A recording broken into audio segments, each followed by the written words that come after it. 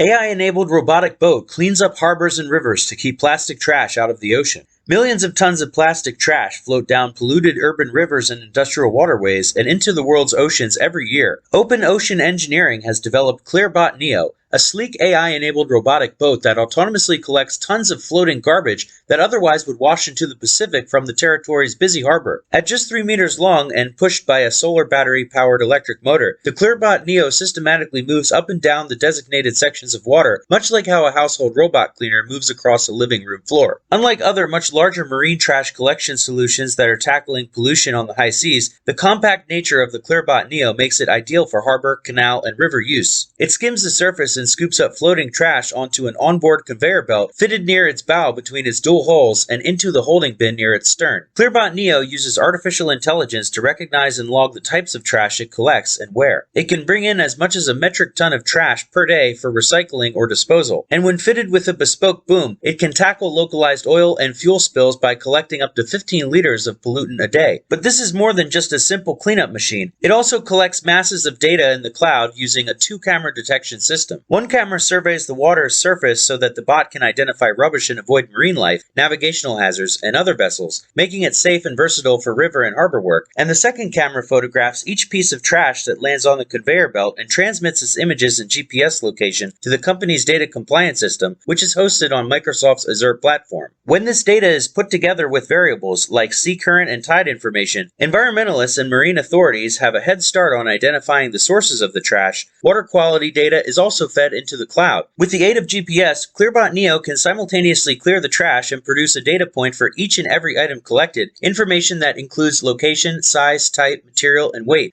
After every mission, Azure's AI capabilities have already classified the 𝗕𝗏𝗁's haul and added it to a growing database. The hard data is actually more valuable than the physical material that is being collected for recycling, as only 20 to 40% of marine plastic waste in Hong Kong's waters can actually be recycled. Most of it is too contaminated or broken down to be usable. But with 𝗕𝗏𝗁 and Azure, they're finding out how the trash ends up in the water in the first place, and it adds a lot of transparency to the process of marine cleanup. They're generating data about what's actually in the water, what's the makeup of the stuff that's there, and how much of it is recyclable and what materials they should be focusing on. With a wealth of information, 𝗕𝗏𝗁 and its target customers, companies, governments, non-government organizations, and individuals don't need to extrapolate about the scope of the problem in their waters. They can track the origin of the marine waste, then tackle pollution at the source. So far, the 𝗕𝗏𝗁 has only been operating in Hong Kong waters, but ever confident that they have a global solution on their hands, the company sees a future where coordinated fleets of 𝗕𝗏𝗁s are constantly patrolling waterways anywhere in the world.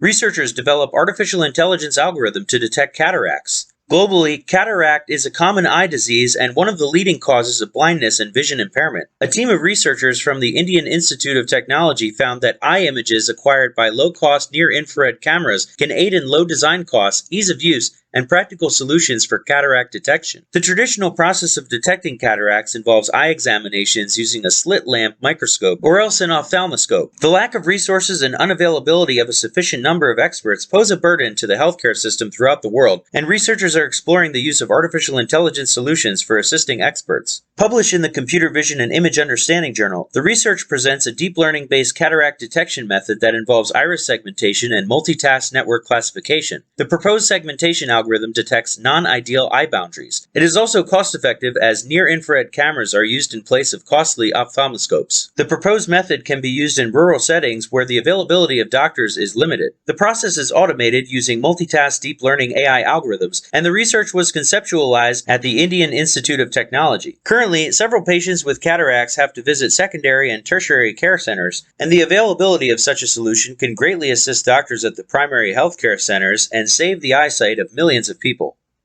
New artificial intelligence technique only proposes candidate molecules that can actually be produced in a lab. Machine learning models can propose new molecules that have specific properties, but there's a major hurdle that holds these systems back. The models often suggest new molecular structures that are difficult or impossible to produce in a lab. A new approach from MIT researchers constrains a machine learning model so it can only suggest molecular structures that can be synthesized. The method guarantees that molecules are composed of materials that can be purchased, and that the chemical reactions that occur between those materials follow the laws of chemistry. When compared to other methods, their model proposed molecular structures that scored as high and sometimes better using popular evaluations, but were guaranteed to be synthesizable. Their system also takes take less than a second to propose a synthetic pathway, while other methods that separately propose molecules and then evaluate their synthesizability can take several minutes. In a search space that can include billions of potential molecules, those time savings add up. This process reformulates how models generate new molecular structures. Many of these models think about building new molecular structures atom by atom or bond by bond. Instead, they're building new molecules, building block by block and reaction by reaction. To create a molecular structure, the model simulates the process of synthesizing a molecule to ensure it can be produced. The model is given a set of viable building blocks, which are chemicals that can be purchased, and a list of valid chemical reactions to work with. These chemical reaction templates are handmade by experts. Controlling these inputs by only allowing certain chemicals or specific reactions enables the researchers to limit how large the search space can be for a new molecule. Their model uses these inputs to build a tree by selecting building blocks and linking them through chemical reactions one at a time to build a final molecule. At each step, the molecule becomes more complex as additional chemicals and reactions are added. It outputs both the final molecular structure and the tree of chemicals and reactions that would synthesize it. Instead of directly designing the product molecule itself, they designed an action sequence to obtain that molecule. This allows them to guarantee the quality of the structure. After seeing hundreds of thousands of examples, the model learns to come up with these synthetic pathways on its own. The trained model can be used for optimization. Researchers define certain properties they want to achieve in a final molecule, given certain building blocks and chemical reaction templates, and the model proposes a synthesizable molecular structure. Researchers tested the model by evaluating how well it could reconstruct synthesizable molecules. It was able to reproduce 51% of these molecules